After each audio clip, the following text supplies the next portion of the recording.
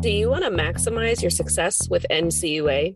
Join Mark Treichel as he shares with you the insider's view on passing your exam with flying colors. The With Flying Colors podcast is sponsored by Credit Union Exam Solutions by Mark Treichel. If you would like to work directly with the Credit Union Exam Solutions team and receive support to optimize your results with NCUA so you save time and money, visit us at marktreichel.com to find out more.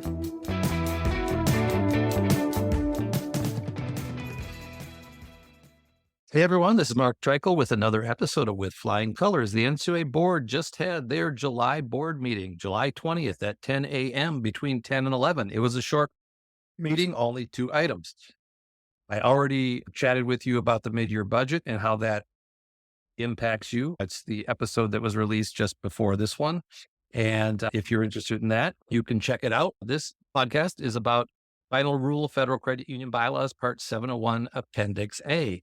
And it deals entirely or nearly entirely with member expulsion, which is a change that is required by law. Your credit union lobbyist did a good job getting this written into law, which then resulted in NCUA having to improve the rules relative to how members can be expelled from the credit union. And the dialogue on this directly from NCUA is very good. And I am pulling this from YouTube. It's very cool how the world of the internet works these days. The NCUA has their board meeting at 10. You can listen to it live. If you don't have time for it, it's there shortly thereafter. And so this comes from YouTube at the NCUA channel and the board meeting today as it relates to member expulsion. And I will have some thoughts along the way. But here we go with Board Chairman Harper and staff member Rachel Ackman and the other board members. And again, I will interrupt when I want to highlight something. Final item on our agenda today is Final Rule Part 701, Appendix A, Federal Credit Union Bylaws, Member Expulsion. Rachel Ackman, Senior Staff Attorney with the Office of General Counsel, will present. Good morning, Rachel. It's always good to see you here at the table. You may start whenever you are ready. Thank you. Good morning, Chairman Harper, Vice Chairman Hoffman, and Board Member Hood. Today, I'm here to present for the Board's approval Final Rule on the Federal Credit Union Bylaws. Final Rule implements the Credit Union Governance Modernization Act, which Congress enacted last year. Under this statute, the NCUA has 18 months to develop a policy by which a federal credit union can expel a member for cause, and a final rule must be in place by September 15, 2023. As background, before the Modernization Act was enacted, there were only 2 ways to expel a member. First, 2/3 vote of membership action at a special meeting. And second, for non-participation. In 2019, when the Federal Credit Union Bylaws were last amended, commenters requested that the NCUA expand the options to expel members. Generally, commenters were concerned about violent and disruptive members and their ability to protect credit union employees and other members. In the 2019 rulemaking, the board explained that the agency could not change expulsion procedures because they were statutory. Instead, the rulemaking codified a bylaw provision related to members in good standing. This provision essentially permitted credit unions to limit member services for certain disruptive behaviors. The rulemaking was clear that certain member actions or immediate limitation of services and access to credit union facilities, that expelling a member was governed by statute. However, in March of last year, Congress enacted the Modernization Act, which amended the Federal Credit Union Act to allow a Federal Credit Union Board to expel a member for cause by a 2/3 vote of a quorum of its directors. At its September 22nd meeting, the NCUA Board issued a proposed rule to amend the agency's standard Federal Credit Union bylaws to adapt the policy by which a Federal Credit Union member may be expelled by a Federal Credit Union Board of Directors. We received 26 comment letters and have made several changes to the final rule in response to those comments. I will discuss the material changes in my remarks. Under the final rule, federal credit unions have the option to adopt the NCUA expulsion policy included in this final rule. If a federal credit union amends its bylaws to adopt the policy, the credit union must provide all members a copy of an expulsion policy. In response to commenters' request, the final rule includes an optional standard disclosure notice that can be sent to members. If the credit union seeks to expel a member under its expulsion policy, federal credit union must provide a notice of the pending expulsion. This notice must include the reasons for the expulsion. Under the final rule, the reason for the expulsion must be specific and not include only conclusory statements. This is important so the member has a reasonable opportunity to present their case at the hearing, as discussed below. The notice must be clear the member has a right to request a hearing and where to go to make complaints to the NCUA. In response to commenters, the final rule also includes additional information about what must be included in the notice. All members potentially subject to expulsion may request a hearing. Members have 60 days to request a hearing or are automatically expelled. The Act does not provide any information on the hearing.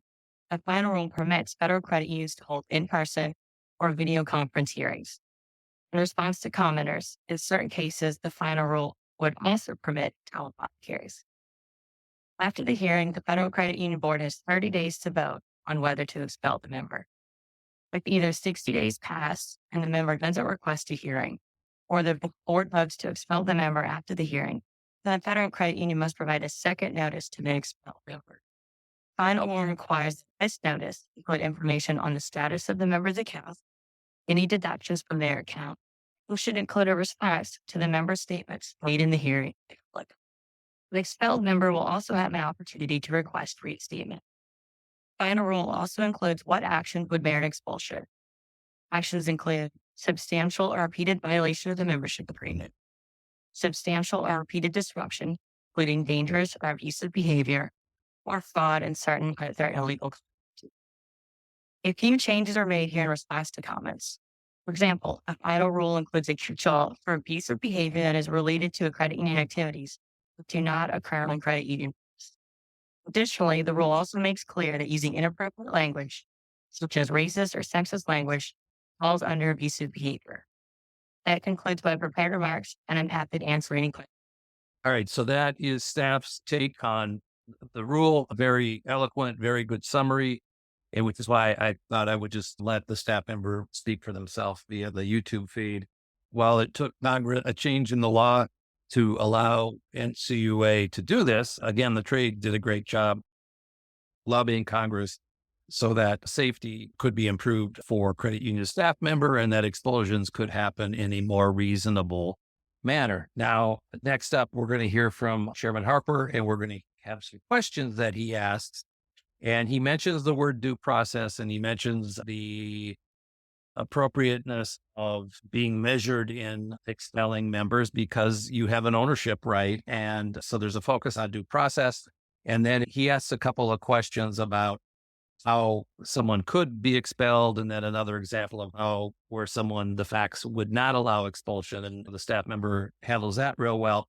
And then two other words really stood out to me here, and I'll comment them on the back end, but the staff member uses the word can be reviewed as part of an examination, and board member Harper uses the word will be reviewed as part of an examination. And I'll have some thoughts on what it might mean for credit unions. All right, here is Board Chairman Harper, again, from the YouTube live feed, which is available at the NCUA channel for the public. Thank you, Rachel, for your presentation, and as always, for your good work on finalizing the statutorily mandated rule on federal credit union member expulsion procedures. While that board in favor of today's final rule, and you believe the credit unions have used these new powers sparingly. In other words, credit union member expulsion should be the exception and not become the rule. Credit Union Governance Modernization Act requires the NCUA board to develop a policy by which a federal credit union may expel a member for cause. It is, however, important credit union boards balance this expulsion power with members' rights. I think that credit unions must remain true to their mission, being access to safe, fair, and affordable financial services, especially for those of modest means. Final rule we are considering today strikes balance between addressing the legitimate concerns over providing services to violent and disorderly members, providing due process rights to credit union member owners. And these rights include proper disclosures, hearings, and appeals processes. So, final rule retains proposed rules provisions and limitations of services. Keeping these measures in place provides flexibility to a federal credit union's board of directors to address member behavior.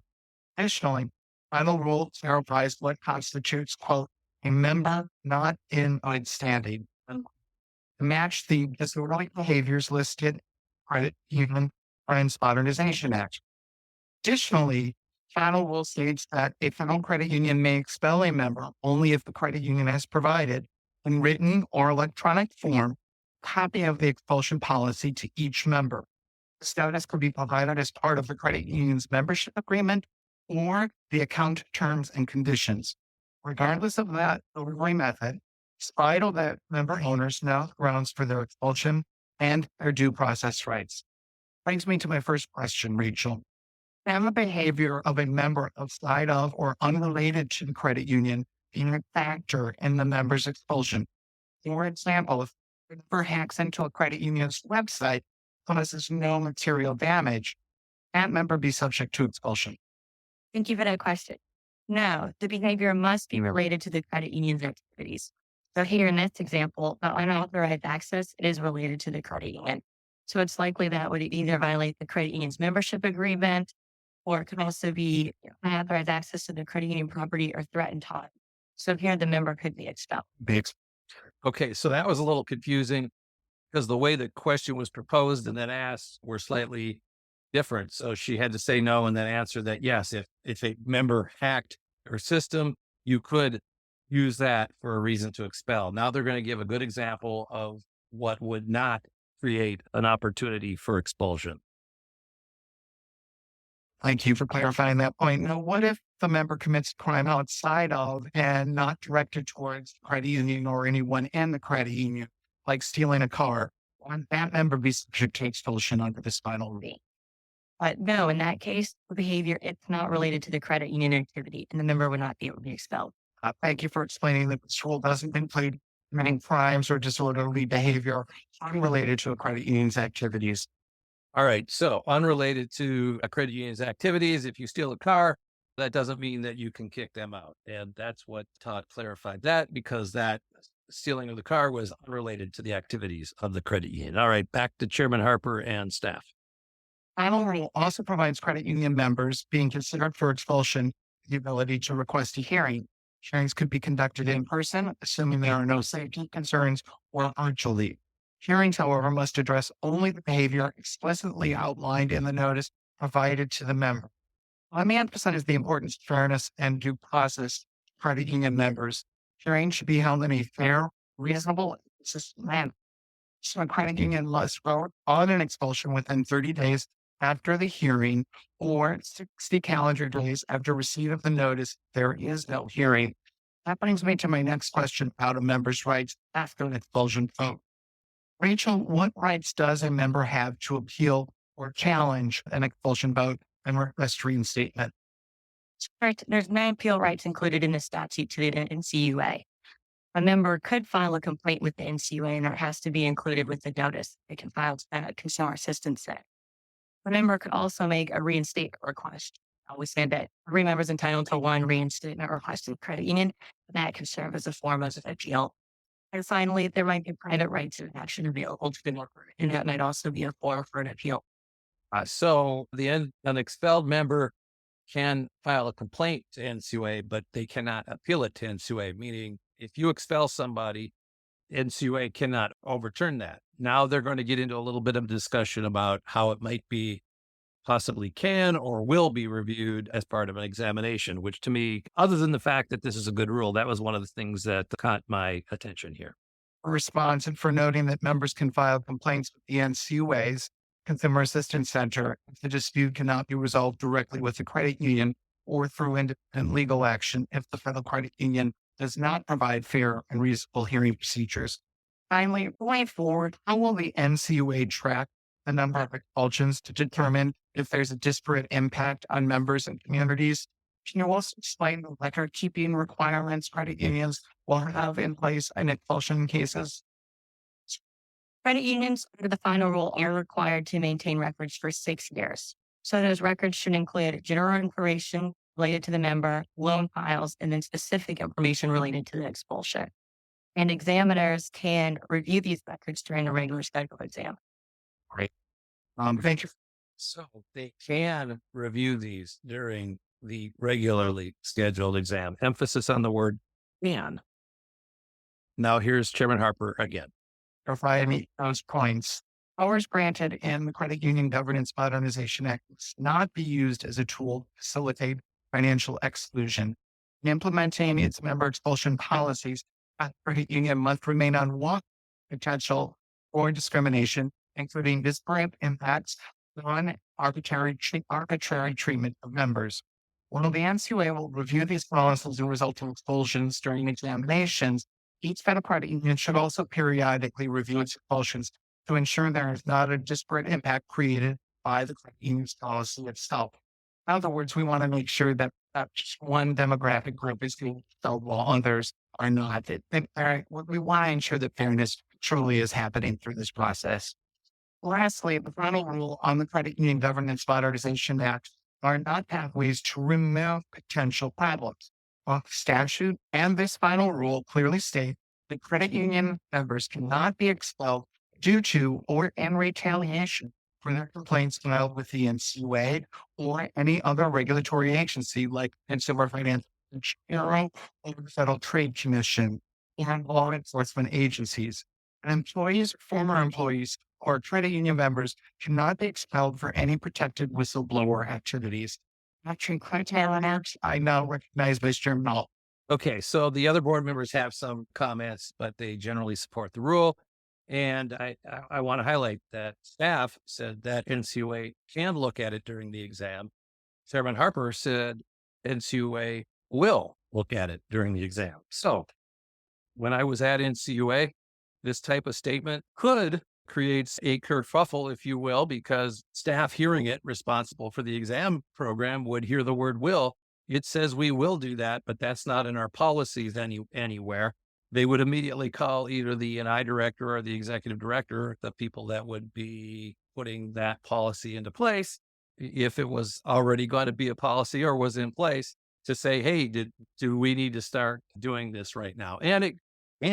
Or it could be just a word that the chairman might say, a board member might say, but I believe it was deliberately stated here by Chairman Harper because he believes in the democratic process. He believes that if you're an owner, you should very rarely be expelled. And he wants to impress upon that NCUA will do this. Now, is this already in policy? Does it mean that as of this final rule today that this will be done? Or is this something that's going to have to be finessed and discussed at the regional director and office of examination of E&I and the executive director? My guess is that Todd's making a point here, Chairman Harper's making a point here, but it's probably not in policy yet. And it's somewhere between that can and will. So clarification on that would be good, but I received many phone calls after board actions and board statements where staff would say, they just said X, but I haven't seen the policy yet. Where is it? When do I have to do it? But it's pretty clear Todd believes that it will be done. And I think ultimately that's probably where this will land, whether it's in policy today or it takes a week or two or a few months for it to get in place. Let me know. Let me know what's happening when you have your exams. Are they asking to look at expulsions? Is that something that gets added to their checklist? But that's how new procedures can get layered on that make it harder and harder for the NCUA staff to do their job. Because as I've said at other times, if everything's a priority, nothing's a priority. And that's just, you add a step here and you add a step here and you add a step here and it adds to more time, but they don't give them more time necessarily. And they already spend, I think, maybe a third of the time in like-sized credit unions as opposed to a like-sized bank. So that puts a little bit more pressure on your examiner, but it's going by the chairman's words, NCUA will look at expulsions as part of the exam. All right. And I mentioned this at the tail end of the budget podcast I did. And at the back end of the board meeting, Chairman Harper said that they will be bringing the loan participation rule and the second chance rule, that's a requirement of Congress, to the September board meeting. There is no August board meeting.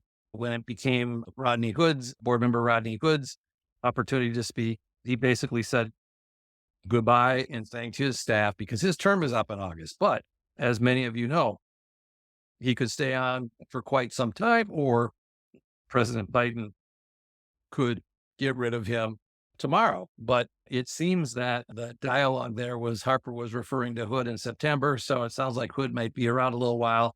I have reason to believe that it's possible he'll be around for the budget, which then the budget would come up November, December, the budget for 2024. The other podcast I did was for the mid-year budget, where, by the way, if you didn't hear that one, short version is they added 2 staff members to assist on field membership, and they added 4 internal staff to help with cybersecurity, which will increase the budget a little bit next year, but only nominally. And those were good decisions. You can listen to the whole enchilada, if you will, the podcast that I did that was published just before this one. But it's likely that Hood will be around for at least a little while, and that the Democrats won't have their second vote until Hood is replaced, perhaps sometime in 2024.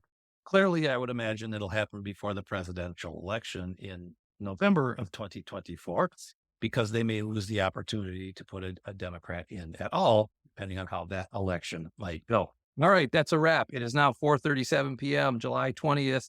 And this is my take on and the NCUA boards and the NCUA staff's words relative to member expulsion. I think this is a good rule. Use it judiciously, because according to Chairman Harper, NCUA will look at this as part of your exam. All right, that's it. Mark Treichel signing off with Flying Colors. I appreciate your listening, as always. Thanks again.